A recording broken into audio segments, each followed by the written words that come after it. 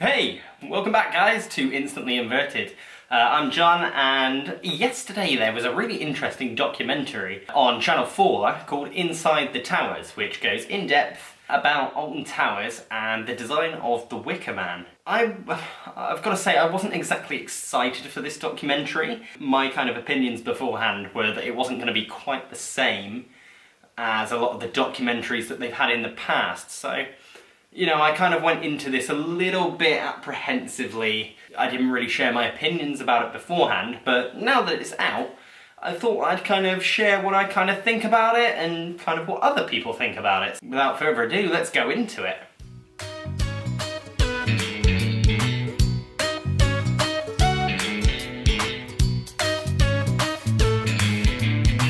So the first topic that I kind of want to bring up about this is kind of who this documentary was aimed at. Now, going into it, it felt like because I didn't really read much into it or look much into it, it felt like it was more aimed at enthusiasts.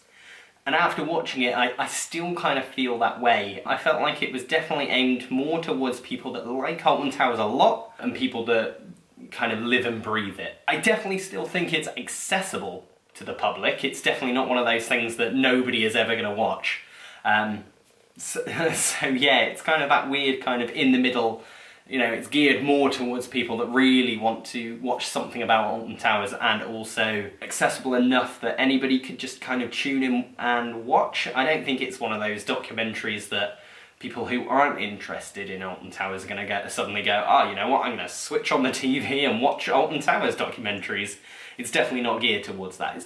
It's aimed at people that really kind of want to know more about Alton Towers. But then that kind of leads me into the next point, which is it didn't feel like it was in-depth enough about Alton Towers. It felt definitely kind of more about Wickerman. And my big point is it felt more to me like it was an advert or like a prolonged segment about Wickerman, which is all well and good. It is the brand new roller coaster at Alton Towers, and everybody, you know, that's their main marketing push this year, is to go for the kind of Wickerman kind of feel about things. I did like, and this is a big point about it, a lot of people are kind of arguing about this, is whether it showed the Smiler accident or incident, whichever you want to call it, in a bad light or a good light. And I actually felt like it was the right amount of exposure. I'd be concerned if they didn't tackle it at all. I felt like it had to have that kind of element of it, especially to go in the direction that they seem to be going with the documentary, was how is Alton Towers recovering since the Smiler incident. I definitely think it kind of shone Alton Towers in a more positive light. It obviously mentioned how they're making a lot of changes towards health and safety. It mentioned how they were obviously very upset by the incident and how it affected them as a park, not just as a park, but how it affected their general manager, Ian Crabb's life quite significantly. Obviously he never ever wished this upon anyone. I don't know why anybody ever would, or why anybody would suggest that, but obviously he took it quite personally because he is in charge of the resort. You know, back when I worked at the resort, I knew Ian Crabb, but I didn't know him personally. I knew of him and I knew that, you know, he was the big gun there. So he's been there for a fair few years. I worked at Alton Towers back in 2012, so amount of time ago, that's 6 years now. So he's been there way before I was there. So yeah, I definitely think it shone at Alton Towers in that kind of light of, they know they're to blame, but they don't want people to stop visiting just because of the Smiler. Like they said in it, it was one of those impossible kind of events. I don't know if I'm quoting that wrong, but it was obviously one of those events that they could never predict and they never wanted to happen. So obviously it's quite a touchy subject to even speak about it now. It obviously pulsed through the Merlin Entertainments group as a whole ever since it happened. I remember I was working at Thorpe Park at the time, and it was very apparent what had happened immediately. I heard the news pretty much straight away after it happened, and it was very, very sad news to hear, especially as somebody that has worked in theme parks and the theme park industry for quite a long time. So yeah, it definitely resonated with me, and I think it resonated with most people that have ever worked in a theme park. So I felt like they touched on that incident just the right amount. They didn't really focus on it too much. I feel like it was the right amount of time to kind of show it and kind of explain what they're doing to bring themselves back into the public eye and, you know, recuperate those losses, not in a kind of monetary way, but in a kind of trust kind of way. They obviously want people to trust them and to come back to the theme park and enjoy themselves at what was effectively the UK's best day out, really. Unfortunately, over time it has dropped down on the leaderboard quite a bit, if you trust anything that TripAdvisor has to say. So the actual kind of like structure of the documentary was kind of strange in my opinion. I don't really know where they were trying to aim it or where they were trying to kind of push it in whatever direction, but like I said in my previous point, it felt like more of an advert for the Wickerman and less about Alton Towers' kind of like history or past. It seemed like they're more looking towards the future, which is, you know, maybe that point. They want to look towards the future. They don't want to remember the past. But then the past of Alton Towers is a massive heritage point, and a kind of, I don't think they should forget their roots at all. Like, obviously they mentioned, a lot of the staff in the episode mentioned their roots with Alton Towers, especially Ian, who obviously climbed up the old, is it Chinese Tower, I think it is? I can't quite remember what it's called. Please correct me if I'm wrong. But either way, he used to climb up that when he was younger. I remember I think it was the brand manager, I can't quite remember his name. He mentioned how he used to watch Peter Rabbit on ice. Bradley, who designed the Wicker Man, was an enthusiast, and I believe still is an enthusiast. A lot of the staff have their roots in Alton Towers and their past in that, so the staff still kind of carry that legacy of the park. But it felt like the documentary didn't touch on it enough. It felt like it was more about, you know, this incident happened and now this is what we're looking towards in the future, which all's fair in that. They obviously don't want to dwell too much on anything that's happened more recently in the past, but felt like a little bit too much focus on the design and the creation of Wickerman. So the other point I'd like to make is with the enthusiast kind of direction. They seem to kind of be very set on focusing on a lot of the enthusiasts at Alton Towers, not really focusing on why. They focused on 4 main enthusiasts, and then there was a family that had visited a fair few times. So they touched on enthusiasts quite a lot, and how enthusiasts have such passion for the theme park and, you know, coasters in general. Paul and his interest in Alton Towers, Georgia through her theme park enthusiasm and her kind of relation with the kind of enthusiast community as a whole. It was definitely more focused on kind of that they were enthusiasts, but not so much why. Were definitely obviously memories of their past, and they used Alton Towers as a coping mechanism, which I think many of us do use as a coping mechanism, but also there are many enthusiasts out there that use theme parks as more of an escapism, or maybe not escapism, that's the kind of like Alton Towers term for it, but more kind of like time spender. So me and Amber, for example, we use theme parks to have fun and get out of life. Not that life is hard for us, but more that we just like to spend our time elsewhere rather than home. We like to go to Alton Towers and Thorpe Park, and we like to go abroad to Europa Park and Phantasialand. We like to go to Florida and do Disney World and Universal and all those kind of parks. And I think many other enthusiasts are like that. We all kind of visit theme parks for our own reasons. And I'm not sure the way that Channel 4 portrayed enthusiasts was maybe the right way. It seemed like they were more interested in finding some kind of gimmick to market people, which I don't think is the right way that Channel 4 should have done it. Obviously, we all have different reasons for visiting, like I just mentioned, but I'm not sure whether Channel 4 did it the right way or not. I'm not sure. Now, talking about the documentary as a whole and their kind of aim with it, it seems like Alton Towers were pushing this as a way to confirm that their health and safety methods have changed, but there seems like very little mention of that. It seems like more that they have changed their health and safety procedures, but they hadn't mentioned how they were doing that or why, or, well, obviously the why is because of the Smiler incident, but they didn't really mention how they'd done that or anything kind of remotely akin to it. It just seemed like, yeah, we've changed our health and safety measures, but that's about it. Which, you know, I felt like they could have dealt more into it and explained kind of what they do differently now to kind of reassure the public that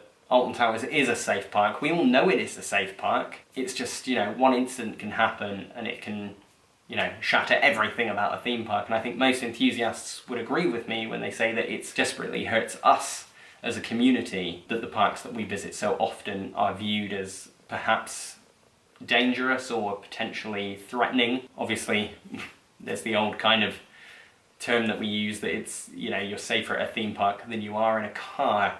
But, you know, I don't like to use that term because I trust theme parks with my life, and I've been on some rides that have less health and safety checks than Alton Towers do. I feel like Merlin as a whole are definitely very high up there with their health and safety checks. So I don't think it's fair to say that Merlin have to change all their health and safety checks for just one incident. They've always been very high up there. It just happened to be one freak incident that happened. Now, I did like the focus on the marketing department and how they actually do market the rides. I felt that was actually kind of one of the big things that many of us maybe didn't know.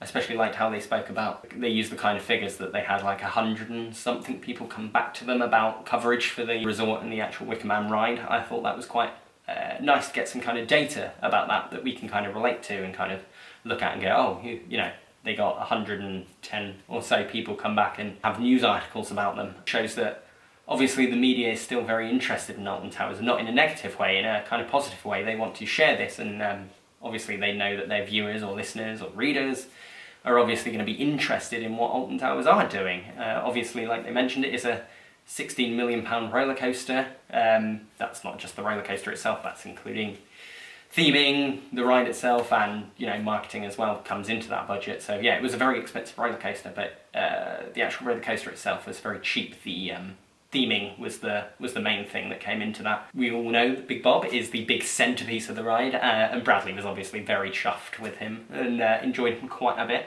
obviously coining the term Big Bob.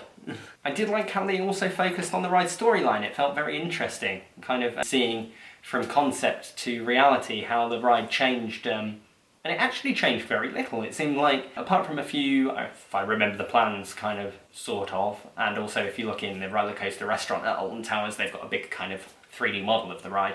There was actually meant to be a viewing platform in the kind of middle of the ride structure itself.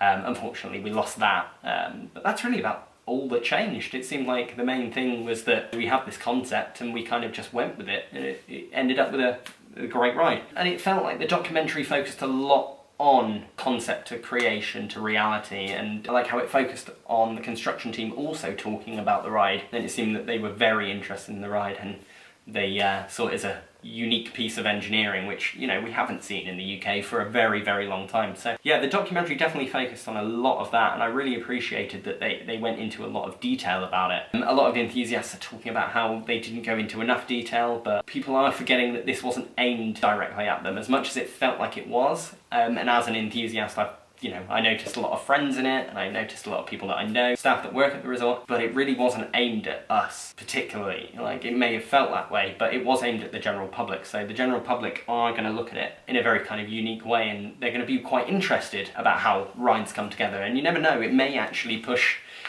more people into becoming coaster and park enthusiasts. It's one of those things that we'll find out eventually down the line whether people kind of respond well to it. I do like how they used other coasters, like wooden coasters, as an example. They definitely touched on Megaphobia, even though they may have made the slight error of calling it the Megaphobia.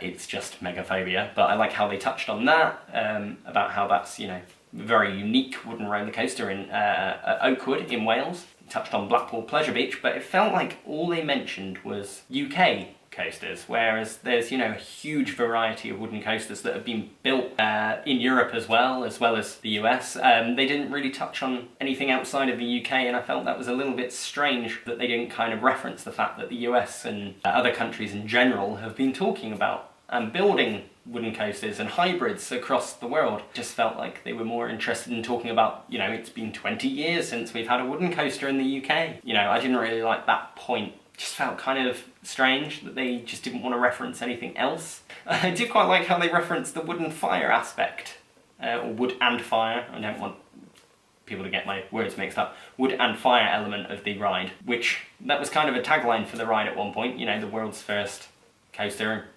fusing wood and fire together, until they realised that it wasn't the world's first ride fusing wood and fire. There are many wooden coasters out there with wood and fire elements. So they kind of mentioned it and then immediately went off of it, especially after the marketing team realised that that wasn't the tagline that they should be using. So the actual kind of like construction of the actual documentary, I felt like the videography of it was really, really nice. They definitely used a lot of interesting clips. They used the, you know, the time lapse of the construction, and I felt like it really added to the kind of visuals of the actual documentary, and I felt like it was a very compelling thing to watch. I've watched it, I think, about 4 times now. But yeah, it was definitely an interesting thing. Now, throughout this video, I'll have been putting up a few comments about the documentary from, you know, Twitter, and, you know, I'll talk about it a little bit now, but it seems like the opinions of people about this documentary are very mixed. It ranges from this documentary was terrible to this documentary was amazing, and I'm kind of in the middle of this. I wasn't really sure how to feel about the documentary after I watched it for the first time last night.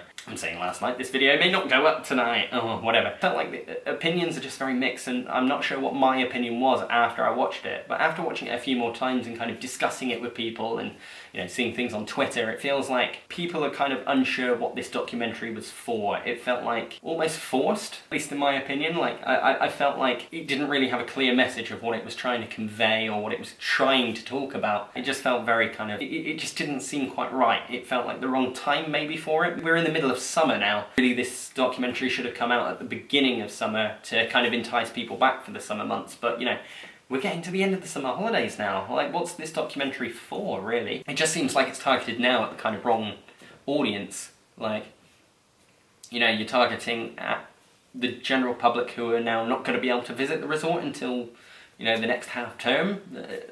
I'm not really sure about the timing of this. It seemed kind of strange, and obviously opinions are reflecting that. It seems almost like people don't know what to think of this, and it's definitely not like the documentaries that we've had about Alton Towers in the past. A lot of the older ones are a lot more kind of informative and a lot more descriptive of the resort as a whole, whereas this felt, like I've said previously in this video, it felt more like this is Wickerman, and it felt like a big Wickerman advert. That's all well and good. You know, you want to entice people back and you want people to come ride Wickerman, but I think everybody knows about the Wickerman by now. Like, I think most enthusiasts, and there are enthusiasts everywhere, have been banging on about it long enough that most people would have, you know, at least had a look at it and decided whether to come and check the ride out. I don't know, maybe it would have been better to show this documentary more maybe like in the winter month, or, you know, beginning of next year before the next season, because, God, getting on now. We're almost at the end of the season. We're coming up to the Halloween season. But yeah, you know, just to round up my opinion at the end of this video is, you know, it's a great documentary. I think it's definitely worth watching. I really enjoyed it, but I'm not sure what the aim of it is. I'm not sure who it's trying to target or who it's aimed at, that kind of thing, but definitely worth watching. Definitely check it out. It's available on demand for the next like 29 days or something, so definitely go check it out. There'll be some clips in this video that you'll have seen already. No, I'm telling you that now. But either way, I really enjoyed it. Definitely go check it out. I'll leave a link in the description to the video. You will need a on-demand account to actually watch the video, but, you know, it's really straightforward to set one of those up. But yeah, hopefully you kind of enjoyed my opinions of this. I wasn't really sure whether to do this video, as I wasn't kind of like clear on my opinions, but, you know, kind of talking about it now has kind of definitely cemented my kind of thoughts on it. So yeah, hopefully you enjoyed it, and yeah, thank you very much for watching. I'll see you all in the next video, guys. Bye bye.